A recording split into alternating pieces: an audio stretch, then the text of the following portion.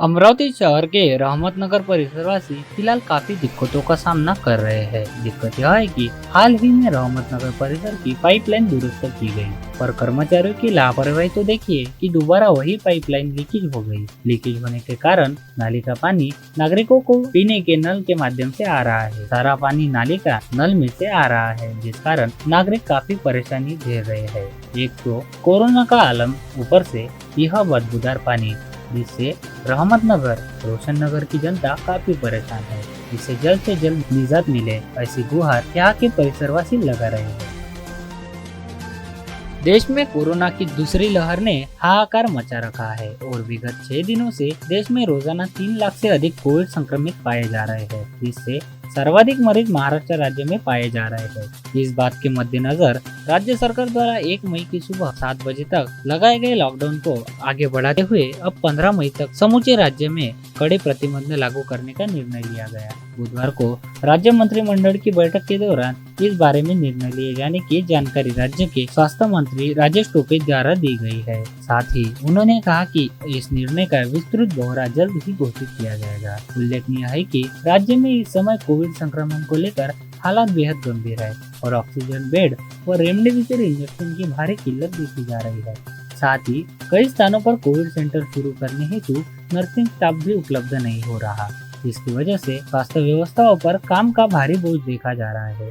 इस स्थिति को देखते हुए गत रोज ही राज्य के सहायता व पुनर्वसन मंत्री विजय वडेट्टीवार ने राज्य में लॉकडाउन को बढ़ाने जाने की संभावना व्यक्त की थी।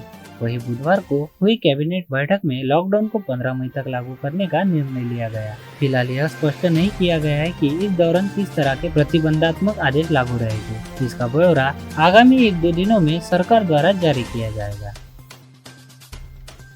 राज्य सहित जिले में कोरोना का प्रकोप बढ़ रहा है। बीते जनवरी माह से कोरोना प्रतिबंधात्मक टीकाकरण की शुरुआत की गई है। बीते 3 महीने के आंकड़ों पर नजर डालें तो 26 अप्रैल तक 2,70,000 नागरिकों ने टीका लगवाया है। वही केवल एक ही दिन में 7,903 नागरिकों ने वैक्सीन लगाई है।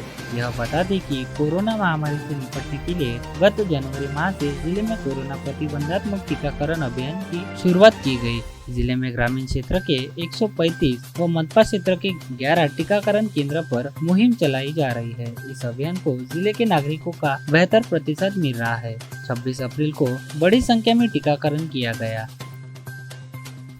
विगत सप्ताह कोविड प्रतिबंधात्मक वैक्सीन का स्टॉक खत्म हो जाने की वजह से शुक्रवार व शनिवार को 2 दिनों तक कोविड टीकाकरण का काम रुका पड़ा था। पश्चात रविवार को कोविशील्ड वैक्सीन के 25,000 व सोमवार को कोवैक्सीन के 5,000 डोज उपलब्ध हुए, जिसके बाद सोमवार से टीकाकरण का काम शुरू हुआ, किंतु 30,000 वैक्सीन का यह डोज अब खत्म होने में है। ऐसे में तुरंत ही वैक्सीन का नया स्टॉक उपलब्ध कराए जाने की मांग जिला प्रशासन द्वारा स्वास्थ्य विभाग से की गई है।